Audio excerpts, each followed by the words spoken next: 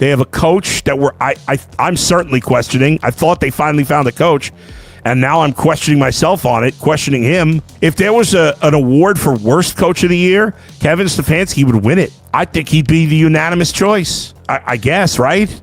I mean, you put Zach Taylor on there. I mean, the other coaches that you put on there have already been fired. The ink barely dried on the contract, and Atlanta is already staring at a nightmare. A leaked NFLPA scorecard just dropped a bombshell. Kevin Stefanski has been named the worst coach of the 2025 season. Worst, not bottom 5, not struggling, the absolute bottom. And this is the man Arthur Blank handpicked to lead the Falcons into a new era. Let that sink in. You move off a stable coach, you sell the fan base on a vision, you promise progress, and weeks later, your new leader is sitting at the bottom of a league-wide evaluation. That is not bad luck. That is instant regret. And the Atlanta Falcons wanted to move quickly. Kevin Stefanski had some other interviews that were set up into the future. They didn't want him to get to those interviews. He arrived in Atlanta. They interviewed him, Matt Ryan, along with Greg Beatles, the team president, as well as Arthur Blank, Josh Blank, his son, who holds a VP title there, among other members of leadership with the Falcons. And they decided that they need Kevin Stefanski, who, as a head coach, he can be the offensive play caller. He can have an OC who calls plays. He did both while he was in Cleveland to varying degrees of success. This situation did not happen overnight. It started with a choice. Arthur Blank had a coach in Raheem Morris who was steady, respected, and producing competitive football. The Falcons were not dominant, but they were organized. They were trending upward. The locker room believed. The culture felt stable. Then, ownership blinked. I think he's smug. I think he's arrogant. I'll give it a D as in dumb, as in dud. I don't like him. I don't like the way he comes across. I don't like the way he treated Baker. I don't like the way he handled Shedeur. I think he thinks he's always the smartest guy in the building and in the locker room, and he wants the credit more than the quarterback should get the credit. He's not the right fit or the right flavor for this town and this team. Blank decided stability was not enough. He wanted a bigger name, a louder resume, a coach with playoff buzz attached to his history. That is where Kevin Stefanski entered the picture. On paper, the hire looked bold, forward-thinking, ambitious.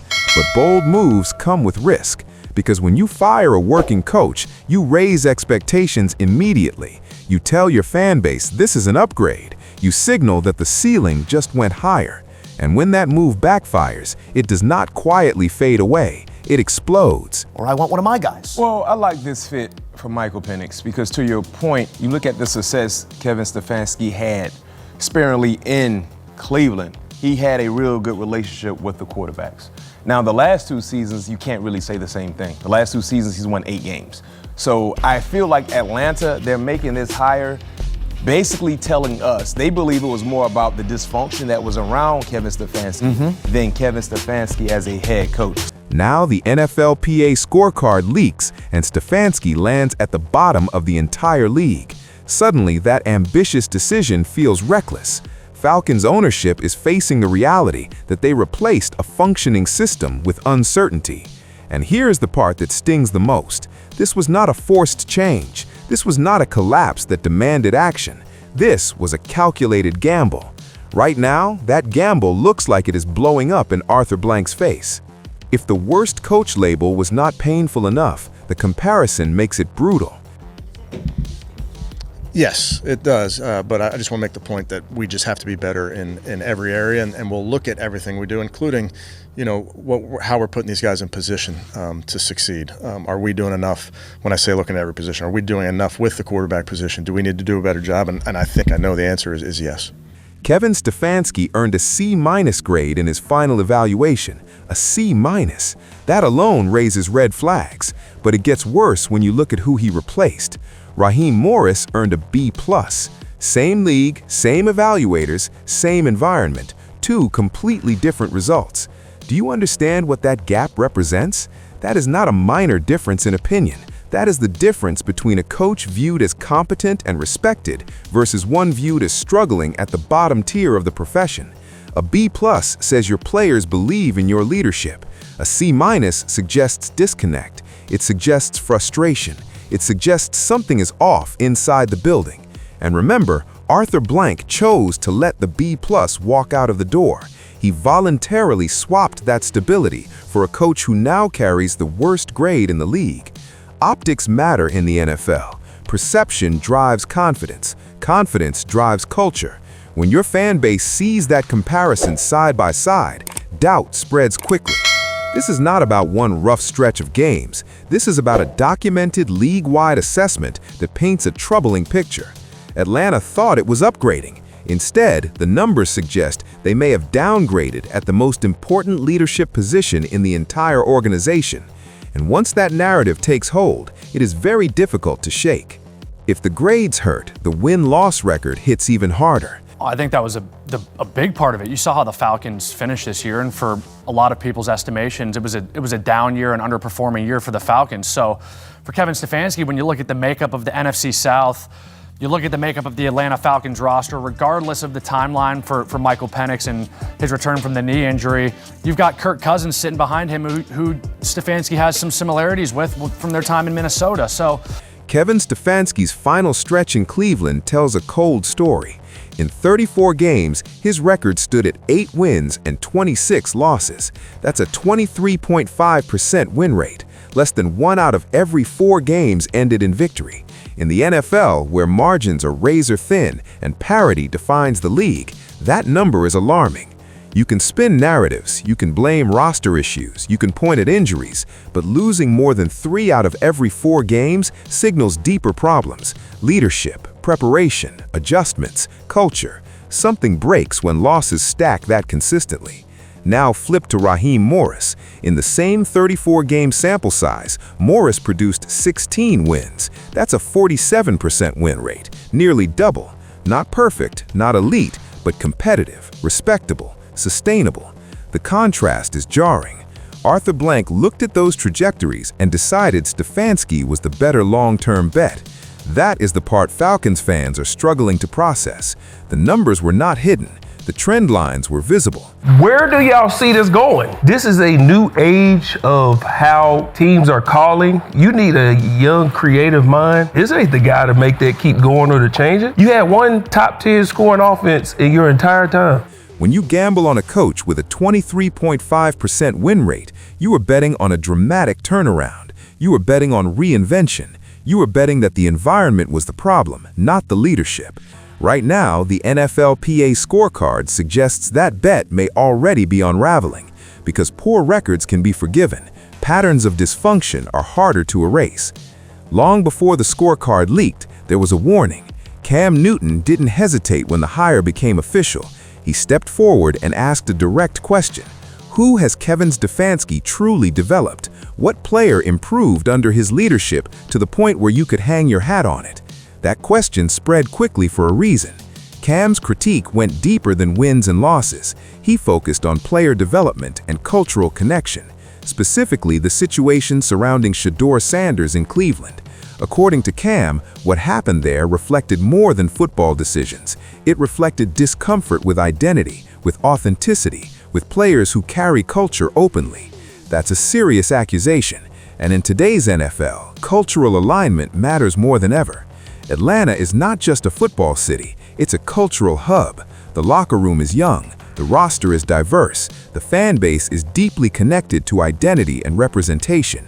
When a former MVP quarterback raises concerns about a coach's ability to connect with that reality, people listen. Whether you agree with Cam or not, the perception alone creates tension, because perception shapes trust. Trust shapes locker rooms. If players sense disconnect, performance suffers. If development stalls, careers stagnate. That's why Cam's words resonated beyond social media debates. The warning was clear. Leadership is not only about X's and O's, it's about understanding the room. And now Atlanta is hoping that warning doesn't become prophecy. Context matters. That's the line. Caleb McGarry missed the entire season, but he will be healthy. You got Matthews, you got Lindstrom. You got some guys that can move people against their will on the offensive line. Sometimes all you got to do is find that first domino and give it a push. The Harbaugh falls, then the Stefanski. This is sort of the order of operations we expected. That's right. What do we see next? Isn't it funny how we were talking about how weak of a coaching candidate pool this was going to be, and then some guys got fired, and now all of a sudden the two dominoes that have fallen, well, They were just head coaches a couple of weeks ago, right? So that is in vogue, and that is what we are going to continue to see across. Atlanta operates differently than many NFL markets. The city carries a distinct cultural identity that runs through its sports teams. The fan base is vocal, engaged, passionate. Representation matters here. Cam Newton highlighted something that cannot be ignored. The NFC South is culturally unique. Atlanta, Carolina, New Orleans, Tampa Bay. These are markets where the locker rooms reflect deep ties to Black culture and community influence. Leadership in that environment requires emotional intelligence and awareness. Stefanski built his reputation in Cleveland, a vastly different market dynamic, different expectations, different cultural layers. Transitioning into Atlanta means stepping into a spotlight that demands more than scheme design. The Falcons roster is filled with young talent. Michael Penix at quarterback, Drake London outside, Kyle Pitts stretching defenses, Bijan Robinson in the backfield. This is not a rebuilding group with no direction. This is a young core ready to explode if guided correctly. The fear inside Atlanta right now is simple. Is Stefanski the right architect for that explosion? Because coaching in Atlanta is not just about calling plays, it's about earning belief from players who expect authenticity. It is about understanding the pulse of a city that lives and breathes culture alongside football. If that connection forms, this controversy fades. If it does not, the instant regret narrative will only grow louder, and Arthur Blank will be forced to answer for it. Here is where this situation becomes dangerous. Atlanta is not a veteran-heavy roster trying to squeeze out one last playoff run. This team is young. Michael Penix Jr. represents the future at quarterback. Drake London is still ascending. Kyle Pitts has rare upside. Bijan Robinson is electric.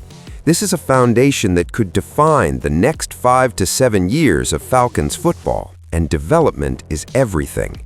Young players do not stay young forever. Windows close quickly in the NFL. If a coaching staff fails to maximize that rookie contract phase, franchises spend years trying to recover. That is why the Stefanski conversation goes beyond one bad grade or one rough record. The real question is simple. Can he elevate this group? Cam Newton's earlier concern echoes here. Who has gotten better under Stefanski? Who took a leap? When you inherit a roster filled with potential, your job is not to maintain, it is to accelerate. Penix is watching. The locker room is watching. These players know what the outside world is saying. They see the scorecard. They hear the debate. Confidence at the top of an organization filters down quickly. If this hire stalls growth, the Falcons are not losing one season. They are risking a generation of talent. That is why this feels bigger than numbers. It feels like a crossroads. Arthur Blank now finds himself under a microscope. The NFLPA scorecard leak is public. The C- grade is attached to his head coach. The win percentage comparison with Raheem Morris is circulating across every sports platform. Cam Newton's warning continues to trend. The narrative has formed, and it is not flattering. Blank made this decision. He chose the pivot. He sold the vision. Now the pressure is building. Ownership in the NFL rarely admits mistakes quickly. Pride plays a role. Patience becomes the public message. But Atlanta is not a market that stays quiet when expectations are unmet. Fans invested emotionally in the previous regime. They were told change would bring elevation. Instead, they are staring at headlines labeling their coach the worst in the league. That is not noise you ignore. Blank has two paths: double down and hope Stefanski silences critics with immediate results, or recognize early warning signs and adjust before long-term damage sets in. Neither option is comfortable, but doing nothing is the most dangerous move of all. Because every week that passes without clarity adds weight to the regret narrative. And in this league, narratives harden quickly. The Falcons thought they were stepping forward. Right now, it feels like they stepped into uncertainty. The clock is ticking. Atlanta is watching. and Arthur Blank has to decide whether this was vision or a mistake that needs correcting before it defines the franchise.